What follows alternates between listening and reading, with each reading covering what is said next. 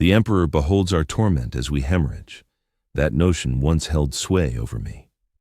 These days, I comprehend that he simply observes while we corrode. Once known as Marin from Clan Ron, I served as brother captain among the Iron Hands. I had been a fighter, commanding warriors who forged their bodies into unyielding metal for humanity's sake. At present, I embody neither organic tissue nor authentic alloy. Instead, I exist as a recollection encased in machinery, a spectral entity trapped amid duty and dread. Recruits are taught that entombment inside a Dreadnought's casket represents the pinnacle of acclaim in our chapter, the ultimate accolade for outstanding devotion, granting endless combat in the Emperor's cause. I once embraced that belief, just like every initiate. Conviction shines brightest prior to the crucible's blaze consuming you. The final clash etched vividly in my mind, unfolded on Tyranny 7, a planet shrouded in soot and embers where the heavens showered liquid silica. Our unit descended to confront a host of word-bearers who had erected 8 spires of depravity across the barren fields. Each edifice sheltered a shadowed evangelist spouting heresy that shattered the minds of the planet's inhabitants. I recall the descent capsules crashing onto the charred soil, hatches dropping to expose a terrain ravaged by bombardment, the acrid scent of propellant and ignited fuel pervading the air. I spearheaded the charge toward the primary spire, my energy gauntlet humming with lethal energy as the traitors surged from their profane haven. There's an aberration in these fallen legions. They preserve the superhuman might and strategic prowess of true Astartes, yet channel it into aims that taint their essence. Battling them resembles gazing into a reflection forged from terrors. Each gesture echoes the known but feels distorted. Every ploy seems familiar, yet perverted. They grasp our mindset because it was once theirs. The word-bearer who inflicted my fatal injury bore the title Marduk the Faithless. He brandished a blade that wailed with the echoes of its countless victims. As it cleaved into my flank, piercing plasteel and ravaging my augmented innards, those cries flooded my being. Countless spirits in agony striving to seize my own. I slew him regardless, pulverizing his cranium with my energy fist and observing his tainted neural tissue spatter over my plating. Even while my backup organs ceased and my modified frame fought vainly against massive hemorrhage, I pressed onward into the spire. The objective stood unambiguous: eradicate the blight's origin, cleanse the impure. I recall affixing thermal devices at the building's vital supports. I recall the grim fulfillment as it crumbled while I dropped to one knee, crimson accumulating around me. My comrades discovered me amid the debris, partially entombed in wreckage, chanting the prayer against frailty. The final utterance from my organic throat. The body falters, yet my determination endures like steel. Then oblivion, an abyss I mistook for demise. I erred. Passing would have offered purity. This proved only a shift. I stirred to renewed perception. Initially, I failed to grasp the transformation. My sight had changed, sharpened in certain aspects, dulled in others. I perceived with flawless precision across vast distances, yet couldn't swivel my gaze sideways absent pivoting my whole frame. I detected my kin's words, but they resounded distant or muffled by barriers, regardless of proximity. The feedback from my extremities felt amiss. Efforts to flex my digits triggered enormous plated gloves in response. Attempts to sense my pulse yielded solely the rumble of potent mechanisms. Most unsettling, pain evaded me, as did appetite or weariness. Absent felt the steady regimen of my upgraded systems sustaining life. It required effort to fully comprehend the reality. No longer did I dwell in the frame the Emperor had deigned to bolster via his sacred innovations. I lay confined within the fortified tomb of a Dreadnought. My broken human shell floated in nutrient solution, linked to the combat engine via webs of synaptic links and vital apparatuses. Brother Captain Marin has earned the privilege of prolonged duty, declared Tech Marine O'Driel during adjustments to my mechanisms. You arise anew in metal, per the Primarch's vision. A profound distinction. Distinction. That term reverberated oddly in my thoughts. Initially, I regarded it as a true boon, an opportunity to persist in devotion to the Emperor and our brotherhood. The iron hands prize resilience beyond all else, and what surpassed the fortitude of a combatant liberated from corporeal frailty? My upgraded chassis brimmed with unmatched potency. Where previously I bore an energy fist and storm bolter, now I commanded a colossal energy claw that could pulverize armored vehicles and an assault cannon purging foes by the platoon in moments. My inaugural engagement post-entombment pitted me against orc hordes on Helios Minoris. I recall the thrill of marching unscathed through barrages that would fell in Astartes in tactical gear. Projectiles ricocheted futilely from my indestructible shell. Primitive orc blasts erupted. They came at me in droves, but their assaults barely scratched my armor. I plunged through their emerald swarm, shattering their ranks and stomping their warlord flat under my treads as my flamer turned his guards to cinders. My fellow Astartes roared in approval. They thumped their gauntlets against their power armor in tribute to my triumph. In that instant, I sensed a swell of honor and resolve, yet hints of the future lingered unnoticed. Subtle omens I overlooked. Once the fight ended, the rest of the Astarte headed back to the strike cruiser. They gathered in the mess hall, swapping stories of the day's heroics over meals. They sparred in the training pits, sharpening their prowess. They knelt in the vessel's shrine, renewing their oaths to the Emperor and the Primarch. I joined in none of it. Instead, I was escorted to the hangar deck, where the tech marines ran diagnostics on my frame. They talked over me, not with me, debating lubricant swaps and armament alignments like I was just another machine in the arsenal. With the checks done, they triggered my stasis routines, and I slipped into a void without dreams or duration, neither rest nor awareness. That's the initial harsh reality of Dreadnought life that recruits never hear about. In the lulls between conflicts, we simply stop existing. It's not demise, it's not slumber, it's oblivion. They deactivate our core functions to safeguard the flesh remnants inside. Our minds go into limbo, and chronology loses all meaning. Reactivation for the following clash might happen after days, decades, or millennia. I grasped this bit by bit, assembling scraps from eavesdrop dialogues and spotting shifts in the chapter's ranks and gear across revivals. Realizing I'd lost track of countless faces bearing my company's badge, I queried a novice tech marine amid repairs following a skirmish with Dark Eldar pirates. Quote 2. Quote the 3. He answered, eyes fixed on his tools. The name rang no bells. Whatever happened to Brother Captain Severax? The tech marine hesitated, puzzlement clear behind his blank visor. Brother Captain Severax perished heroically in the Manticore Purge 2 centuries back. His gene seed was salvaged and has yielded 17 fresh warriors since. 2 centuries. The revelation hit like hammer strikes. 200 years had elapsed unbeknownst to me. 2 centuries of chapter lore, of wars and triumphs, of gains and losses. 2 centuries in which my successor had breathed, battled, and perished while I'd witnessed nothing of it. This marks the next grim facet of Dreadnought being. We drift apart from time's steady current. For my kin, it flows onward in a straight line. For me, it surges in brutal spasms divided by emptiness. I know solely combat, only the instance when my talent for destruction is called upon. Everything else, the calms, the contemplations, the bonds of fraternity, eludes me entirely. They claim it's done to shield the lingering organics in the sarcophagus. That perpetual vigilance would shatter our sanity. Maybe they're correct. Maybe this disjointed view is a kindness. But it seems like imprisonment, following a purge on a planet whose title escaped me, where we eradicated cultists who'd seized an orbital bastion as preparations for stasis began. I posed a query to the overseeing tech marine. Brother, how much time has passed since my entombment in this pod? He scanned a data slate. Per chapter annals, you've endured as a dreadnought for 473 Terran years, almost half a millennium of endless warfare, half a millennium where all from my mortal days had surely perished, half a millennium amounting to mere months of wakefulness for me.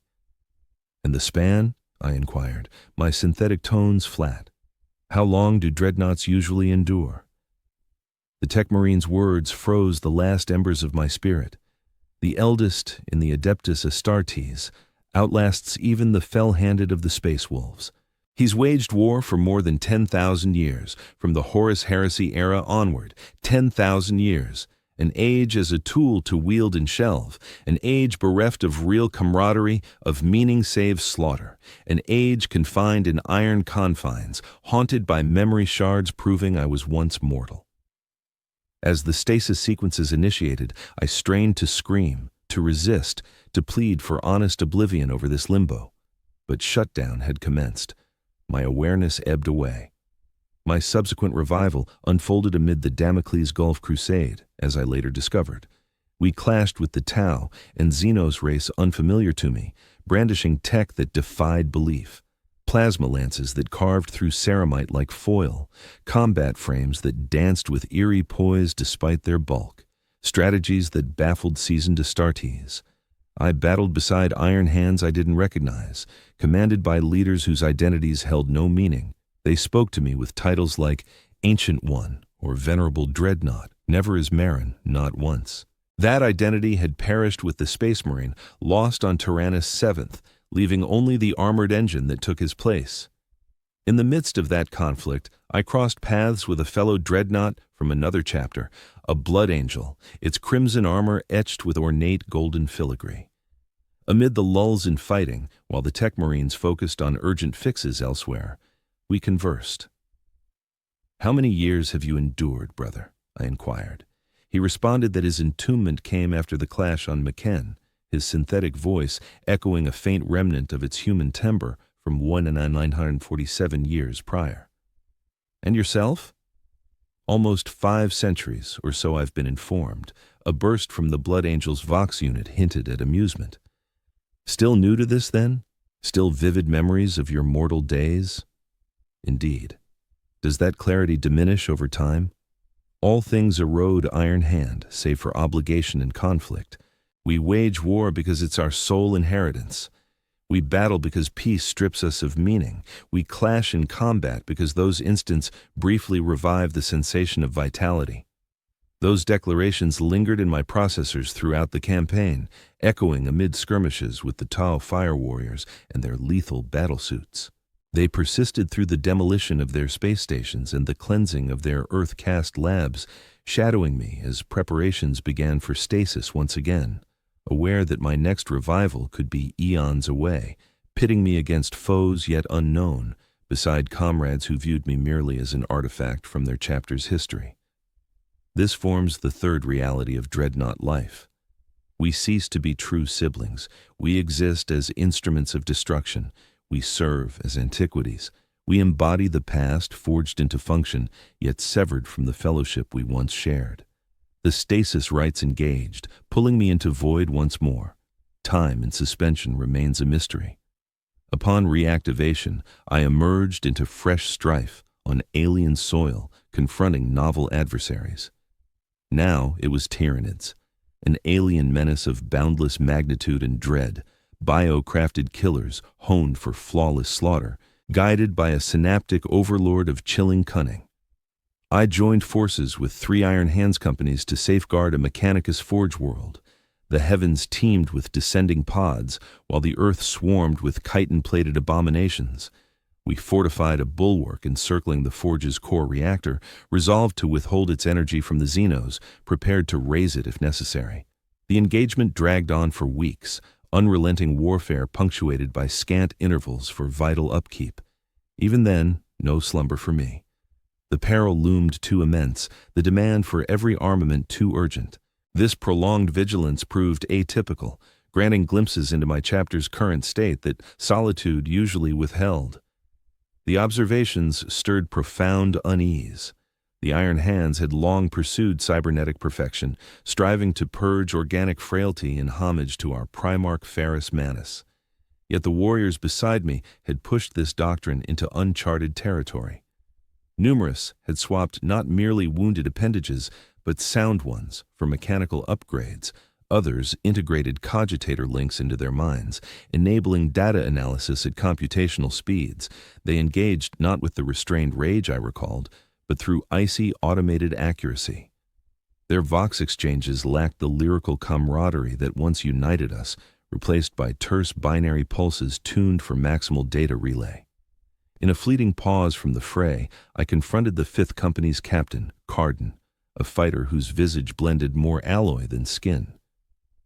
"Brother Captain, I've upheld the chapter across countless eras, yet I failed to grasp our transformation.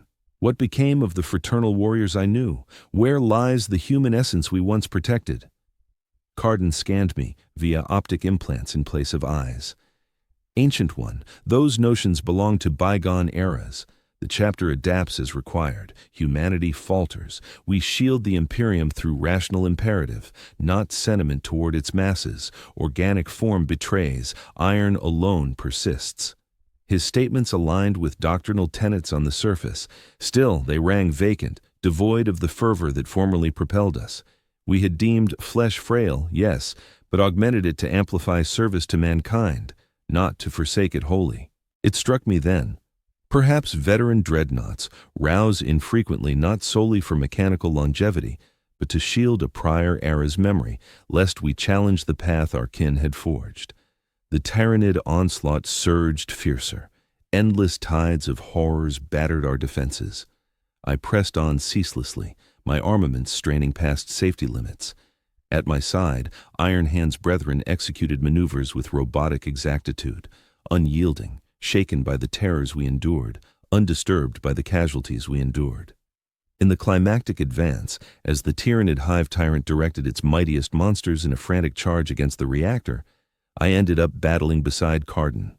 His power axe sliced through chitin with robotic precision, even as his plasma pistol grew scorching hot in his grip, searing off the last bits of skin on his limb.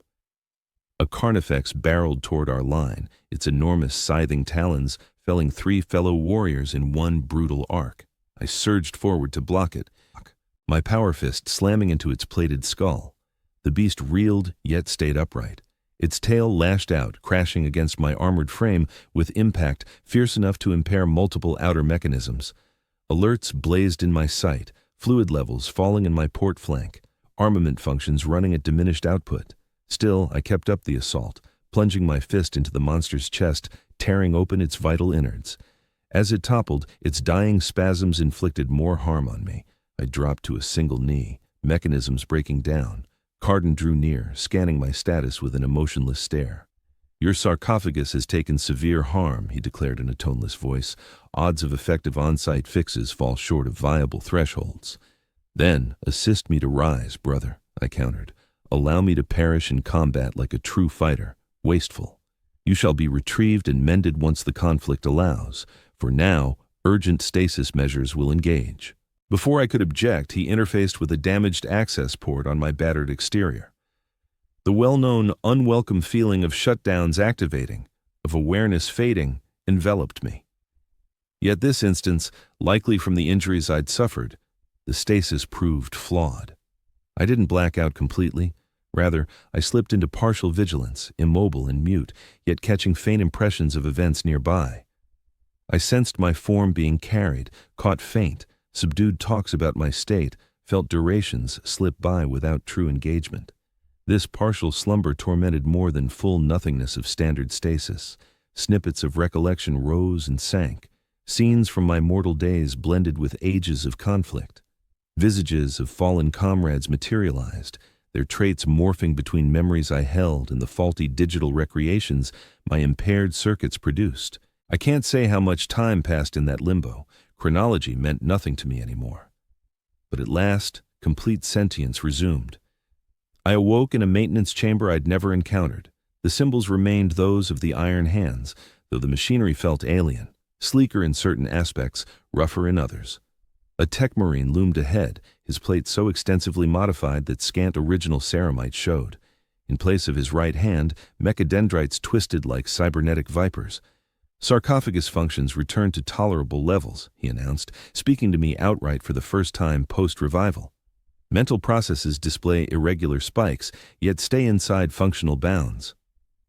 "Where have they placed me?" I inquired. "How extended was my stasis? You reside on the strike cruiser Wrath of Medusa.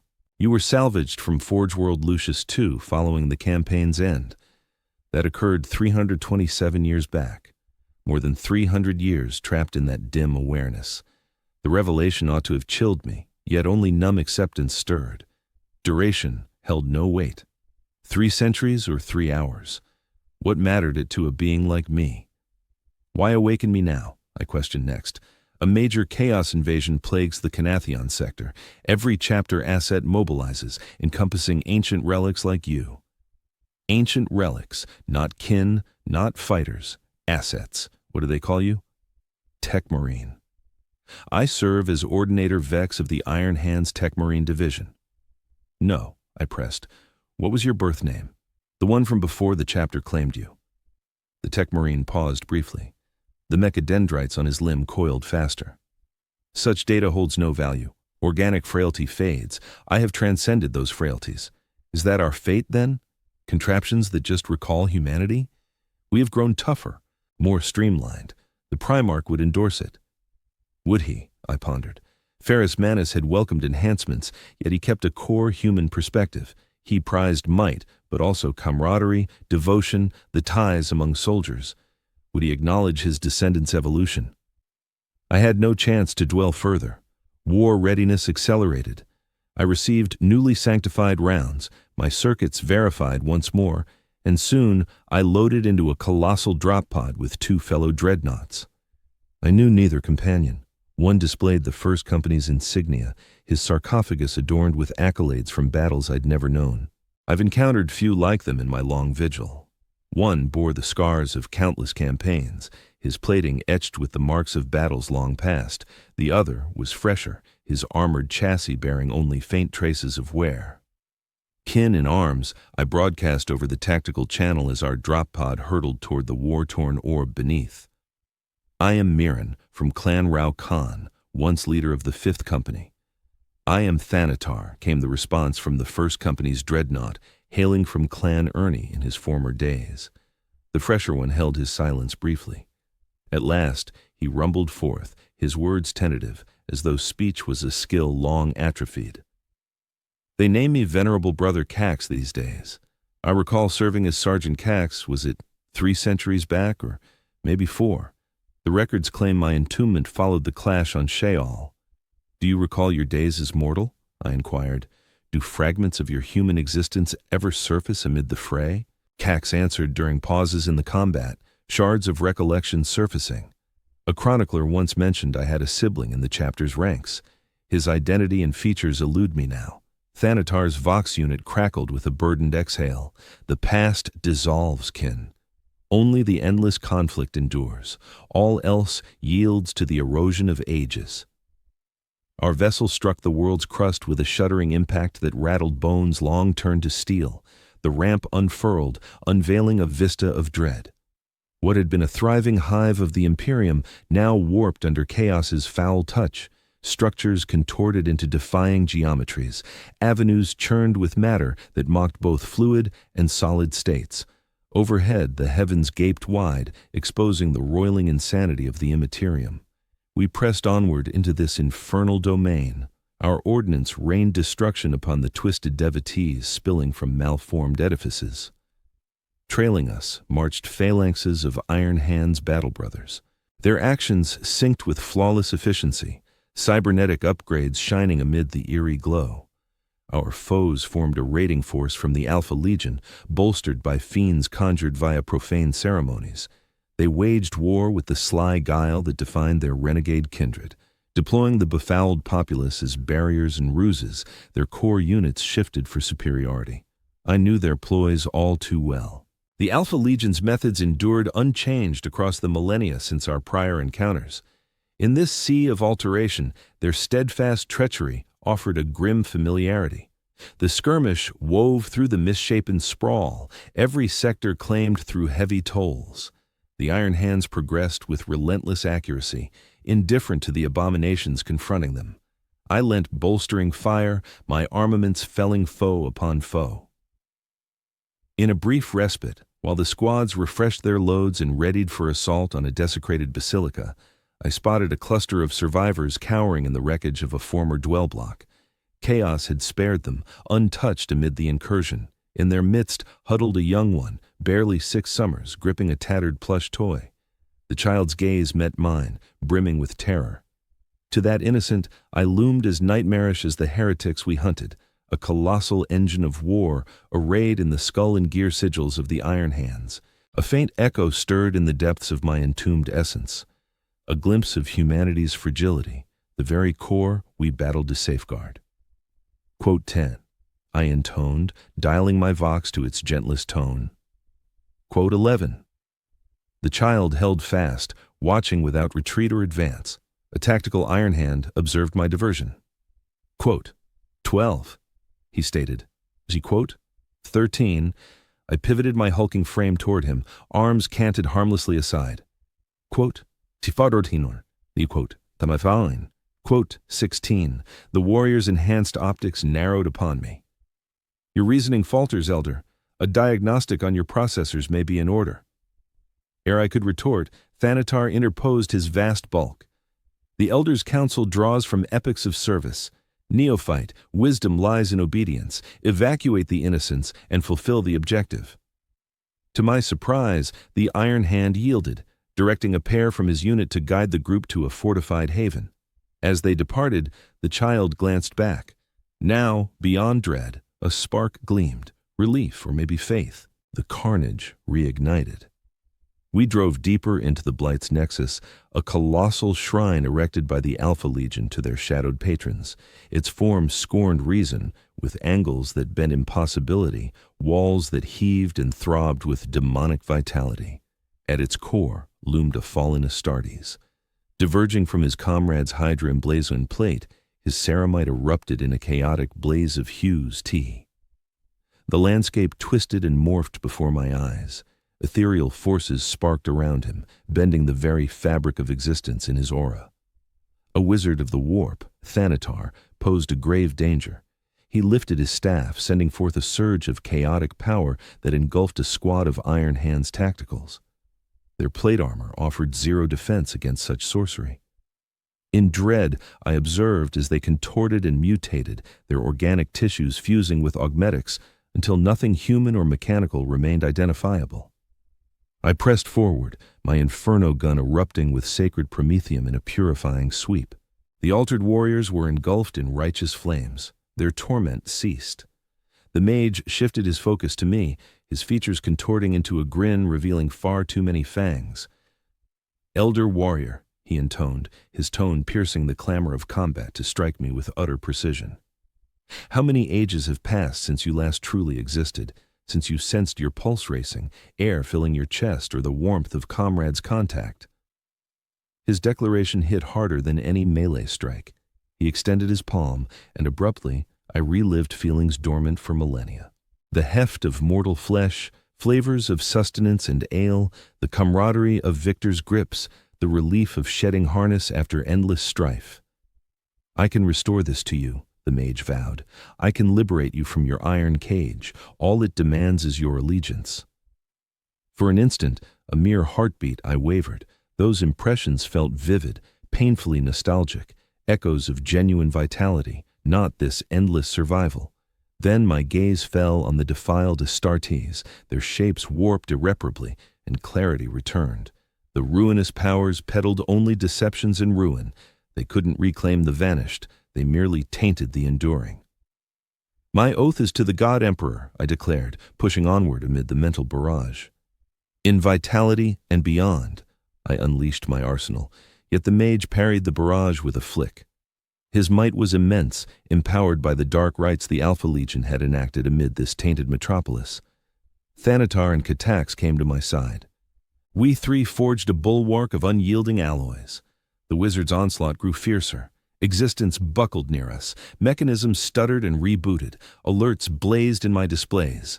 Then, in a pivotal instant, Kratax stumbled. His actions turned spasmodic. His armaments discharged at random. Through the comms his shout rang out, youthful and mortal once more. Quote 23. The mage cackled, a noise like shattering crystal. Quote 24. Music. Katax's mechanism spiraled into chaos. His burner vented skyward. His melee blade dragged futilely across the earth. He drowned in recollections. Submerged by the mage's mindstorm, I acted on instinct. I interposed myself between my comrade and the fiend, taking the brunt of the warp onslaughts aimed at him. Agony seared my vestigial biology. Phantom torments of skin stripped from skeleton, ichor scorching arteries, vitals bursting. Yet I progressed, step by deliberate step. Thanatar flanked rightward, diverting part of the wizard's ire. The surviving Iron Hands fire teams laid down suppressive barrages, their bolt guns felling Alpha Legion foes who sought to meddle. Upon closing with the mage, his smirk twisted to unease. My disruption gauntlet, humming with volatile force, arced toward him. He conjured a mind shield, but my impact pulverized it. The follow-up hammered his torso, pulverizing plating and sinew. With his demise, the warp tide ebbed, the world snapping back to normalcy. The profane shrine started crumbling. Its aberrant design, no longer propped by demonic forces, gave way. "Regroup," I commanded via Vox. "The edifice is destabilizing." The Iron Hands retreated methodically, hauling their casualties. I approached Katax, who had wrested back command of his frame, but advanced sluggishly, as if in a stupor. "Brother," I urged, "we fall back." "I recalled it all," he murmured, tone remote. Just for a breath, the whole tapestry returned. My pre-Legion days, the siblings slain in the forging, the wars we waged, the kin we buried, crystal clear, unmarred, now dissolving like a receding vision, eluding my grasp no matter how I clung. Side by side, we escaped the tumbling sanctum. Rubble thundered nearby, but our reinforced shells endured the blows. Beyond, the Iron Hands had secured a defensive line, bracing for reprisals. The struggle for this blighted hive would rage on, yet the core of Alpha Legion operations lay in ruins. By the stark metrics of my legion, the objective stood fulfilled. As Forge priests neared to enact field restorations and to ready us for the subsequent stage of the offensive, I turned my gaze. Memories might dim with time, brother, yet obligation endures. Devotion persists. "Does it suffice?" he inquired. "Can mere obligation justify persisting in this shadowed half-life?" I possessed no soothing reply, no insight from my endless years of loyalty that could soften the terror of our plight. Instead, I gave him the sole certainty I'd uncovered. It has to be. It's the only thing we still possess. The offensive dragged on for additional weeks. We eradicated the Alpha Legion's hold avenue by avenue, residential sector by residential sector. Once it concluded at last, once every tainted structure had been purified by sacred flames, we were transported back to the strike cruiser. As the Tech Marines readied us for stasis again, I voiced a demand that startled me as much as them. Prior to engaging the stasis rites, I want to speak to the chapter's gathered kin. The Tech Marine halted his efforts. What is the intent, Ancient One? To impart lessons drawn from ages of dedication, a half-truth, yet sufficient to prompt his appeal to higher authorities. Approval came through. They conveyed me to the vessel's grand gathering chamber, where the campaign's surviving Iron Hands had convened. They formed impeccable ranks, their cybernetic upgrades shining beneath the stark lights. So unlike the comrades I'd commanded in eras past, but linked to me through common genetic lineage and mission. "Kin of the Iron Hands," I commenced, my Vox broadcaster carrying my tone through the expansive hall. "For more than 1,000 years, I've upheld the chapter. I've beheld the arrogance and the protracted struggle versus chaos in every guise. I've watched mankind's foes rise and fall as we persist. They attended in reverent quiet. These fighters who viewed me solely as an enduring artifact, a armament from the chapter's fabled history. You are instructed that flesh is frail, that feelings represent flaws to be removed like malignant tumors, that reason and icy precision form the standards you must pursue." I hesitated, knowing my forthcoming statement verged on blasphemy by the chapter's current creed. Still, it demanded utterance. Yet, hold fast to this lesson I've acquired amid innumerable clashes over countless eras. We battle for humankind, not merely its persistence, but for the essence that defines it as human, for its power to aspire, to cherish, to yield for the sake of others. Should we forsake these qualities within us, should we devolve into mere engines of destruction, we will have forfeited the pivotal conflict already. Quiet met my declaration.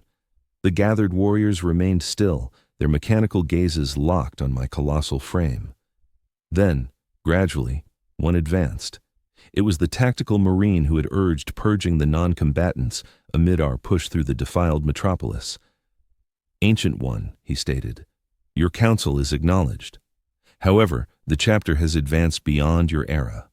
We have discovered that sentiments obscure decisions, that personal ties forge openings our adversaries can seize. The Primarch strove to conquer the frailties of organic form.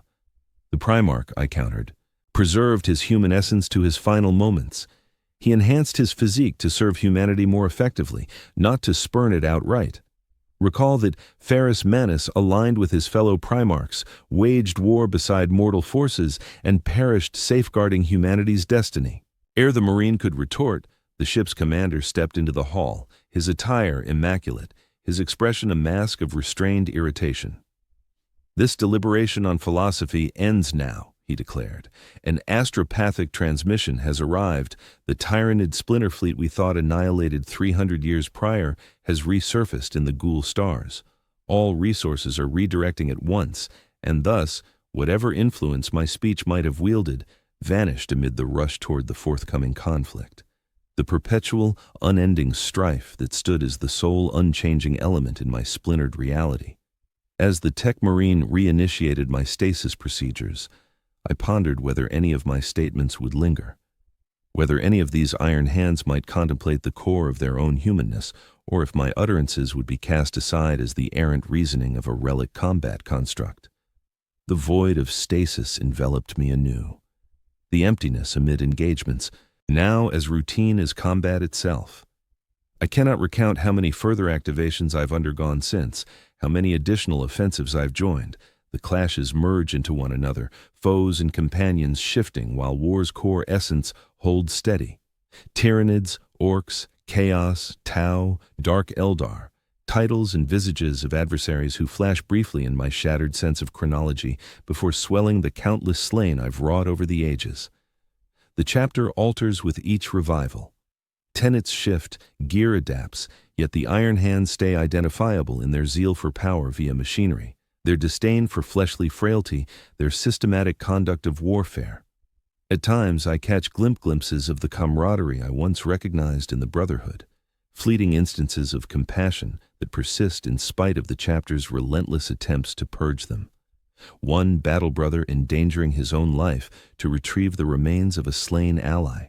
An entire squad halting briefly to pay respects to the mortal soldiers who perished fighting beside them. Such occurrences instill in me a sense of optimism that not everything has been forsaken, that amid the cybernetic enhancements and unyielding rationality, a trace of our humanity lingers on. In the midst of one such revival, I discovered the chapter locked in combat with the Necrons, those eternal Xenos whose self-repairing necrodermis and physics-bending machinery rendered them terrifying foes. While battling shoulder to shoulder with a unit of Primaris Marines, the latest iteration of Astartes, I grappled with the implications. A chilling realization hit me. Weren't we gradually resembling these mindless machines more with every era that passed?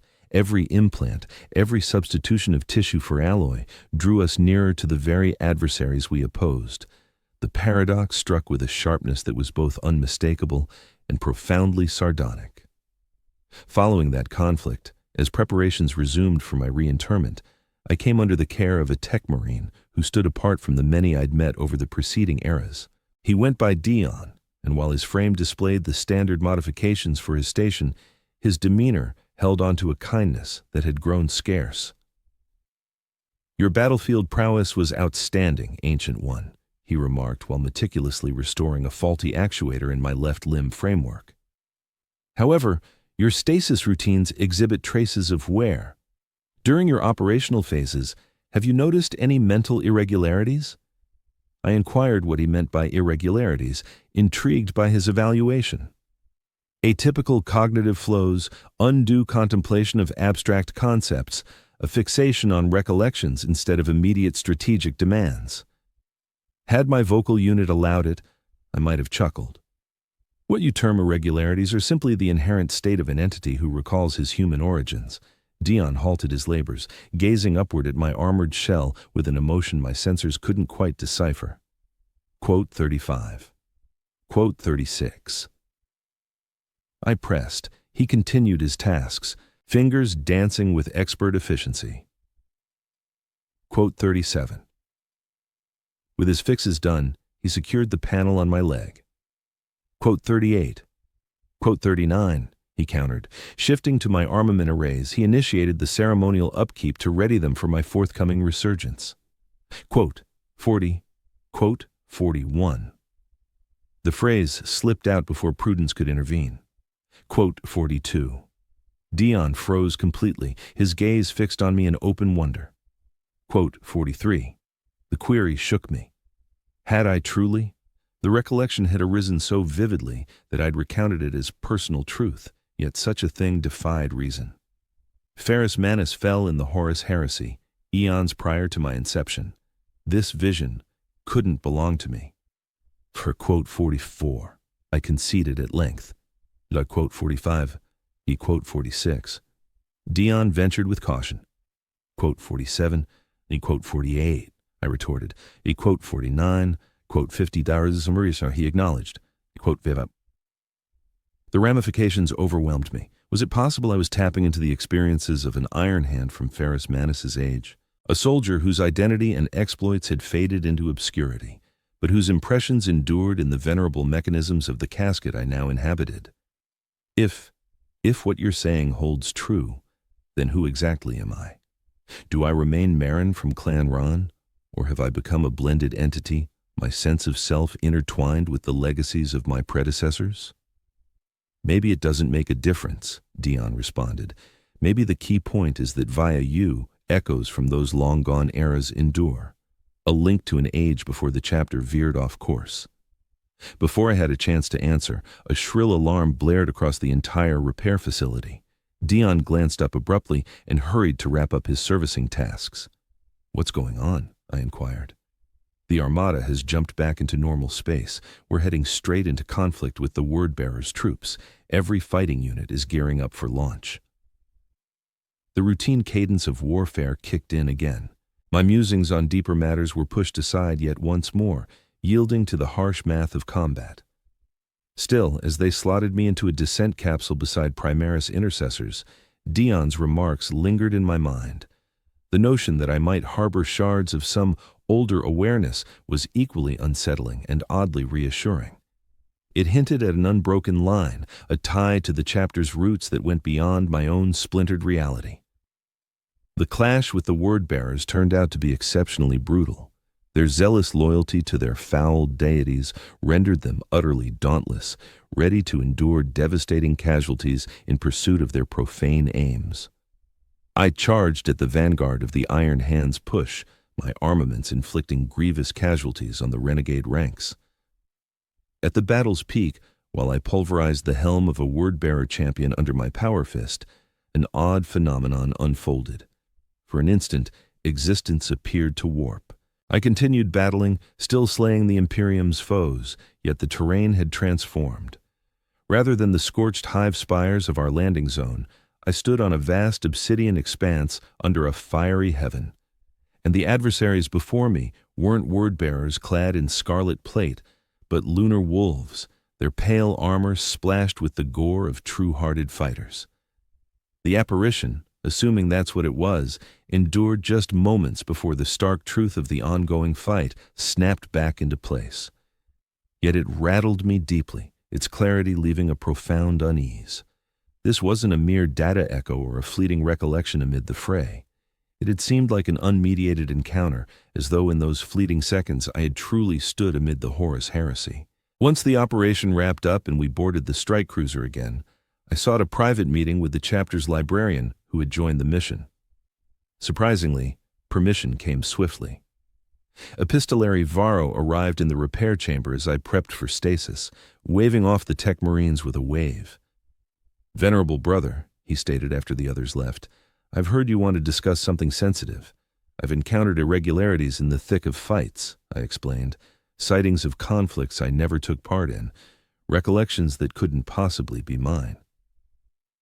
The librarian regarded me intently, his warp-sensitive psyche likely picking up subtleties beyond my description. Tell me about them. I recounted the apparition in the word-bearer's skirmish, the recollection of Ferrus Manus that emerged while talking with Techmarine Dion, and various minor instances where my awareness had momentarily jumped to strange environments and events. Intriguing, Varro remarked upon hearing it all. And worrisome. Such time-warping incidents are uncommon, yet not unheard of in the chapter's most veteran dreadnoughts. The librarium holds accounts of comparable occurrences. What's behind it? Various explanations exist. Certain scholars posit it's a type of psychic echo, especially in dreadnoughts who've battled warp spawn. Some attribute it to repercussions from specific ancient tech in the earliest sarcophagi. He hesitated. Then there's the issue of the soul. Elaborate, the Imperium holds that every person harbors a soul, an eternal spark that rejoins the Emperor at death's end. But for beings like you, suspended betwixt life and demise, your soul, detached from a full body, might now and then slip past reality's seams, glimpsing instants from distant eras and locales. The concept chilled me, that my essence could wander adrift, precarious, exposed to powers I couldn't grasp or counter. Is there a cure? I queried. Varro denied it with a shake. Not that I'm aware of. The chapter's approach has usually involved curtailing deployment times for afflicted dreadnoughts to reduce chances of issues. You mean insanity? Among possible results, yes, or mental breakdown, where the core self shatters, supplanted by a mosaic of pilfered recollections and lives. Should that happen, the dreadnought is generally deemed to have completed its duty. Last rites are administered, and the construct is retired. Retired, a sterile word for outright termination. The final, the oblivion that eluded me when they sealed me away in the sarcophagus all those centuries back. I get it, I replied, and just how near am I to this shutdown? Varro examined me once more, his mental faculties testing the boundaries of my mind. It's impossible to predict exactly. The progression differs wildly from one person to another. Certain dreadnoughts endure these occurrences for ages before their mental faculties start to falter badly. Some fade much quicker. Ultimately, it's up to others to judge when a dreadnought has crossed that threshold. In the old days, a group of tech marines, apothecaries, and librarians would handle those evaluations. Lately, though, the Iron Council has taken full control of such decisions. The Iron Council, the chapter's governing authority, made up of the eldest and most extensively enhanced Iron Hands, fighters who had adopted the creed of mechanical dominance so thoroughly that plenty had swapped out functioning body parts for cybernetic upgrades without hesitation. I'd never appeared before them in this state, yet I was well aware of their fame for ruthless reasoning and detached judgments. Got it, I acknowledged. Appreciate your honesty, epistolary. One final point, Ancient One. Varro paused as if measuring his upcoming statement with precision. Some in the chapter think these time shifts aren't mere chance, that they hold meaning, that via them, knowledge from the chapter's history could endure when it might vanish otherwise. You're referring to Techmarine Dean's group. Varro's face stayed impassive. I'm merely outlining potential ideas, but if you undergo more major shifts, it could prove useful to document them for the chapter's records, naturally. With that enigmatic advice, he left, forcing me to mull over the revelations. As the Tech Marines resumed their work to ready me for stasis, the shadows overtook me again. Yet now it wasn't the total emptiness I'd come to expect. Rather, my awareness floated amid shards of recollection, some undoubtedly mine, others tied to events I'd never lived through. I witnessed clashes on planets I'd never set foot on, versus foes from bygone times. I caught echoes of Iron Hands' voices in tongues unused for thousands of years. And at moments, I caught sight of a colossal figure with silver hands rallying troops who regarded him with true loyalty instead of mere dutiful awe. My following revival hit abruptly, with no prelude, no slow startup of mechanisms, no meticulous setup by Tech Marines. Instead, my mind jolted into sharp focus with shocking abruptness. Alert icons blinked in my sight, backup protocols kicked in on their own, my armaments energized sans the standard consecration rites. I found myself in a repository far inside what I knew to be a chapter fortress monastery. Nearby rested fellow dreadnoughts at differing alert levels. A few roused completely like me, others midway through booting up. Sirens wailed across the vast hall, while far-off blasts rumbled via the rock beneath. An unfamiliar tech marine rushed my way, his plate singed and battered. "Venerable siblings," he called to the gathered dreadnoughts, "the stronghold faces assault, orders from the Iron Council. Commit every ready resource to guard the core shrine." "Who assaults us?" challenged another dreadnought, a veteran contemptor model whose insignia hinted at even longer service than mine. "Word-bearers," the tech marine answered, "a huge host under the dark apostle Marduk." The title hit me like a hammer strike. Marduk, the treacherous Marduk, the betrayer who'd inflicted my fatal injury on Tyrannus 7, whom I'd pulverized with my power fist prior to my own collapse. How could he command an offensive now, eons after I'd shattered his cranium? Before I could utter this absurdity, a nearer blast rocked the room. The tech marines spun to the huge portals. They're closing in. Gear up for battle. Gear up. The chapter counts on your might. The vault's gates parted, and iron hands streamed inside, securing perimeters. Their gear differed from my recollections, markings strange, enhancements broader. Still, they operated with the regimented accuracy linked to our chapter, bracing for an evident final defense. An elite captain neared, his armor so profoundly altered that scant original ceramite showed. In place of a helm, a cybernetic cranium with cutting-edge sensors stared out coldly and methodically. "Ancients," he hailed the dreadnoughts. "I am Captain Carden of the 5th Company."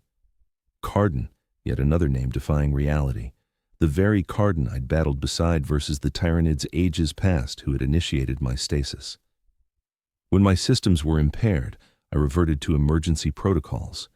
"The foe has penetrated our perimeter shields," Carden pressed on. "They've disabled numerous high-level apparatuses through some means. We're engaging with minimal enhancements now, falling back on rudimentary arms and gear. Perhaps an EMP device," proposed one of the dreadnoughts. "Negative. Far graver. A digital abomination that taints machine souls at their core. Several of our fellow warriors are compromised, their implants betraying them or collapsing in ruinous failure. I absorbed these details with mounting dread. Such a device undermining machine essences would strike hardest at the Iron Hands, so dependent on mechanical prowess. Yet the true alarm lay in the baffling anomalies. Marduk, whom I personally should have slain. Carden, destined to perish eons in the past. "Captain," I stated, "specify this stronghold in the present era per the Imperial reckoning." Carden's cybernetic gaze whirred into focus as he regarded me. "We're in the bastion of Medusa's gaze on Medusa, our chapter's cradle world. The year stands at 987 on M41. 987 M41, almost 2 millennia beyond my entombment in the Dreadnought tomb, well after the latest timestamps from my shattered recollections of rousing and combat. The room trembled from the fiercest blast so far before I could probe deeper. Chunks of the roof caved in, pulverizing a handful of Iron Hands under enormous rubble. Through the breach surged warped servitors and tech thralls, their forms warped by chaos's touch, trailed by word-bearers clad in blood-red plate etched with profane icons. Combat erupted without delay. The dreadnoughts surged forward into the fray, their colossal armaments mowing through ranks of adversaries. I battled with machine-like exactitude, ages of conflict sharpening my prowess to lethal perfection. Yet, as the clash intensified, my awareness warped anew. The chamber blurred, supplanted briefly by another war zone, a vast expanse of obsidian glass echoing the apparition from my prior revival. This instance, though, it lingered. The scenes merged, forging a dizzying dual vista. I clashed with word-bearers amid the chapter's crypt while concurrently facing lunar wolves on that hellish expanse. The impressions hit with such raw force that discerning truth from delusion grew impossible. A sound pierced my disarray, not via outer comms but echoing from my inner thoughts. "The circuit constricts," it intoned. "The design sharpens." I knew that timbre, unfamiliar yet innate. It emanated from the silver-fisted colossus in my jumbled visions, Ferrus Manus, projecting straight into my psyche. "What's befalling me?" I challenged, all while pressing the assault across both planes. Time flows less rigidly than flesh-bound minds grasp it, the timbre answered. For certain souls, especially those suspended twixt vitality and oblivion, the veils twixt instants grow thin. Am I descending into insanity? Nay, you reclaim what was lost. Through recall the chain might shatter. A word. Bearer Lord pierced the bulwark then, barreling straight at me. He wielded a blade howling with the echoes of its slain victims. Marduk the Faithless, miraculously enduring, unaltered across the ages. As he lunged, existence twisted once more. The crypt vanished, yielding to the soot-choked fields of Tyrannus VII. I no longer piloted a dreadnought, but donned Terminator plate, commanding my squad against the word-bearer's tainted spires, with that identical foe, that self-same armament, that fateful instant hurtling my way, the very crux of my sepulchre. You've endured this juncture endlessly, Ferrus Manus's voice declared, in visions, in echoes, in the pauses, twixt stirring and strife. It forms the axis of your being. I ended him, I countered, bracing against Marduk's onslaught. I shattered his cranium once he struck me down. Yet he revives. As you do. Bound in perpetual stasis, escape eludes you both. The great axe arced at me. Precisely as in bygone eras, I lifted my power fist to block, enacting the identical counter that let me fell Marduk even as my doom took hold. Shatter the chain, the Primarch implored. Alter the weave. In that instant of utter revelation, comprehension dawned. This transcended mere reminiscence or chronal shift. It was a rift in the fabric, an episode ensnared in infinite reprise.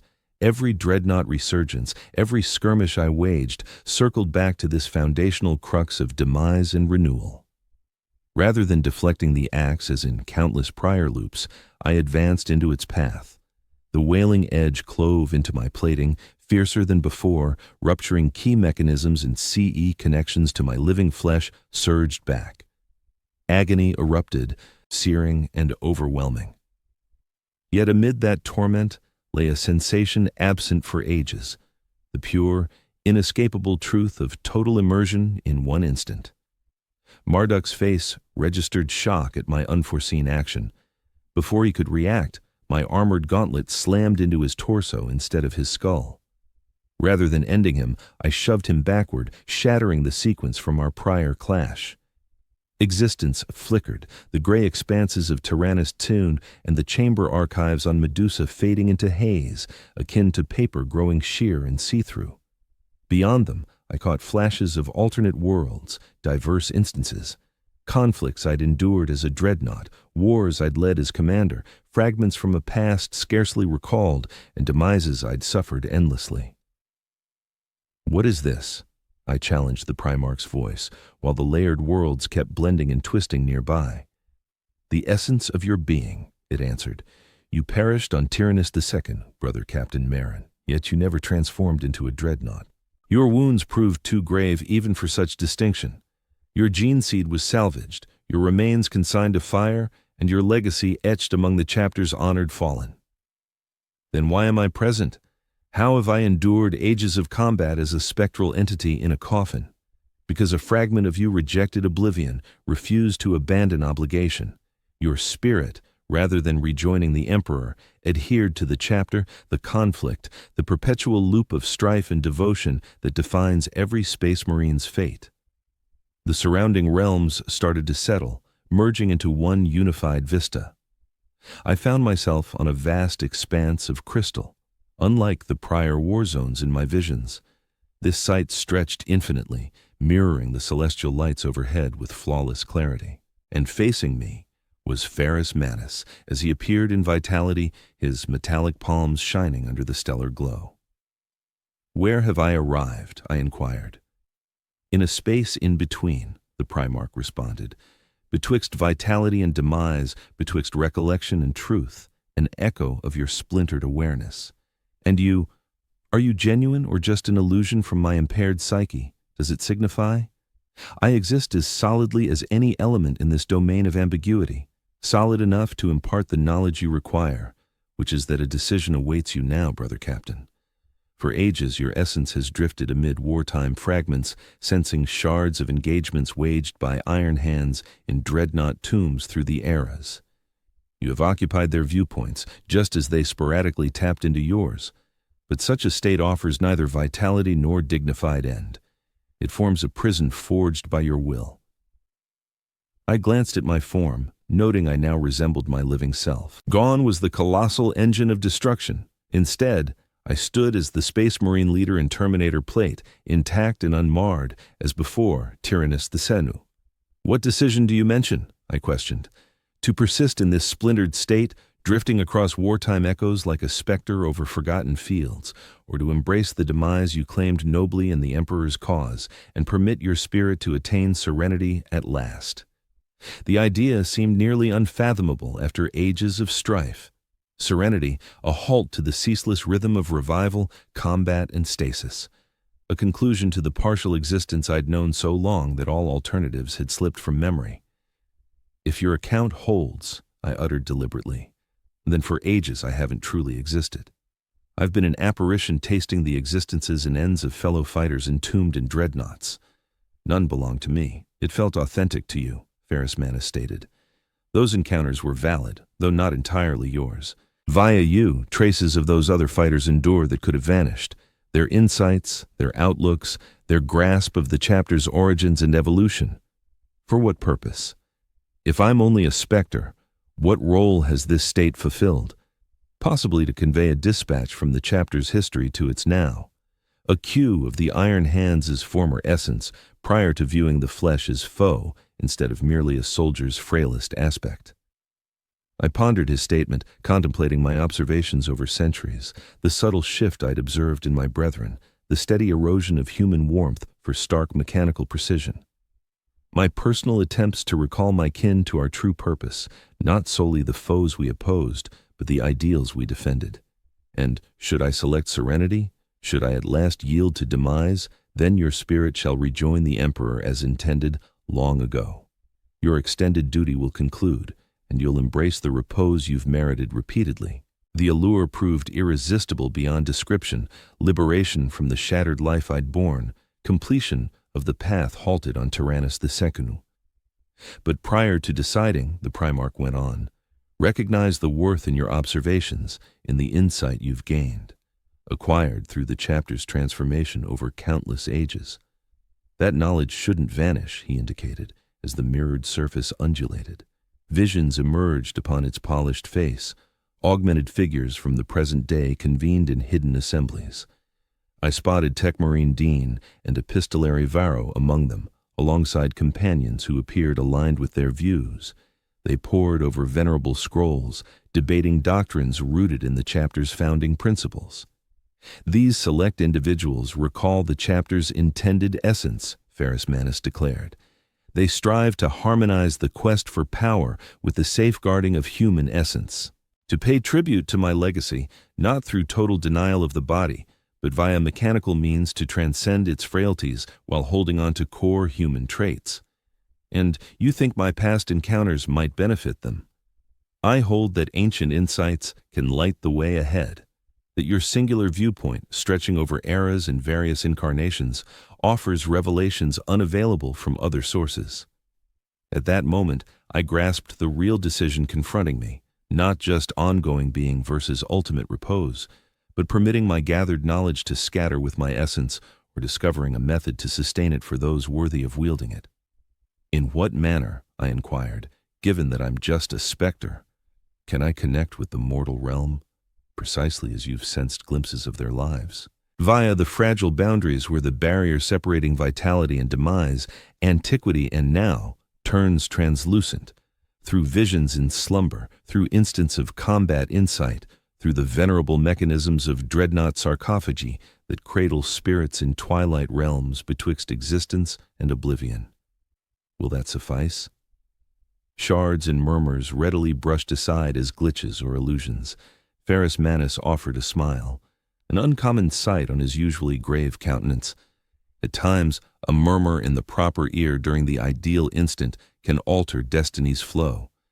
And you won't stand solitary in this endeavor. There exist fellow remnants, like yourself, resonances of fighters whose spirits hover near their kin, aiming to steer and shield long after their end. The decision sharpened into focus for me. I might embrace ultimate cessation, yielding my soul to the Emperor and attaining the tranquility that escaped me for ages. Alternatively, I could persist in this threshold existence, forgoing personal serenity to sustain and relay the knowledge I'd amassed, steering the chapter toward a more equilibrated course. Ultimately, for someone whose every breath was devoted to duty, it scarcely qualified as a decision. "I'll endure," I stated, "for whatever duration my counsel proves useful." Ferrus Manus inclined his head, approval clear in his demeanor, a concluding offering befitting the iron hands. "Yet be aware, Brother Captain Marin, this path isn't unchangeable. Once you deem your role complete, once you've shared all the guidance possible, the route to rest will stay accessible." "I comprehend. Then venture not to one era or locale, but to the intervals amid instances, to the reveries of your surviving kin, to the recollections of the venerated fallen, to the hushed periods when time-worn dreadnoughts maintain motionless watch, their cogitator essences attuned to echoes from the void." The reflective expanse started to fade beneath me. Ferrus Manus dissolved like vapor beneath dawn's rays. As existence realigned yet again, his parting words pierced the encroaching shadow. "The body may falter, Brother Captain, yet the will persists. Within that certainty resides the true might of the iron hands." Then I wandered anew, gliding through instants like an apparition across realms. Yet this time I navigated with intent, free of bewilderment. I pursued the visionaries, the doubters, those who nurtured a flicker of mortality amid their bionic augmentations. I murmured to them about the chapter's beginnings, the equilibrium of body and metal that Ferrus Manus had authentically exemplified, the camaraderie once deemed equal to might. On occasion, my suggestions fell on deaf circuits, swallowed by the icy rationale ruling the contemporary chapter. But at others, they took root in receptive psyches, within Techmarine Dean's meticulous upholding of hoary customs, in epistolary Varro's safeguarding of fighters who challenged the chapter's trajectory, in the deeds of novice iron hands who braved rebuke to rescue non-combatants or venerate the offerings of fragile confederates, incremental alterations, nuanced evolutions in tenets and routines, a slow reclamation of forsaken outlooks. It would demand additional centuries for the chapter to wholly reclaim its human core. Maybe it never would wholly, but even modest advances along the proper trajectory carried worth. And during my spells of uncertainty, when I pondered if my persistence in this threshold form held meaning, I revisited the reflective expanse, not to converse with Ferrus Manus once more, as he manifested solely that single time, but to meditate upon the celestial patterns mirrored in its flawless sheen, to reaffirm that even the faintest glow can pierce vast gulfs. And yet, the knowledge acquired endures eternally, never fully fading away. Thus, this is the essence of eternal life within a space marine dreadnought, not the corporeal form of an augmented fighter entombed in an ambulatory tomb. Such a state, however harsh, carries its inherent dignity and role. Rather, it embodies the journey of a spirit unable to release its hold, suspended in the twilight of existence and demise, observing the gradual transformation of his chapter over countless ages. It means dwelling in the interstices of time, amid the pulses of the ages, to observe comrades rise and perish in mere flashes from my vantage, to behold foes emerge and crumble like tides crashing upon an unyielding bulwark, to perceive the subtle shift of the chapter from its founding roots, and to labor steadily, unrelentingly, toward steering it aright. Such an undying state feels profoundly alien. It offers neither the serene perpetuity extolled by the imperial faith, nor the ultimate repose of nothingness. Instead, it grants endless resolve, obligation that outlives mortality, allegiance that surpasses the bounds of body and even the flow of eras. And maybe, once that resolve reaches completion, once my insights have been shared and my obligations discharged, I shall finally embrace the tranquility that has evaded me through the ages. My essence will rejoin the Emperor, securing my spot among the revered fallen of the chapter. My vigil at long last concluded. Long last. For now, I persist as a murmur in the void, an echo of bygone eras and potential rebirths. a sentinel of timeless lore in an epic that has discarded many treasures amid its unyielding advance. I am Brother Captain Marin of the Iron Hands. Though my body perished long ago amid fields of cinders, my commitment endures, for the Emperor, for mankind, for the enduring spirit of the chapter.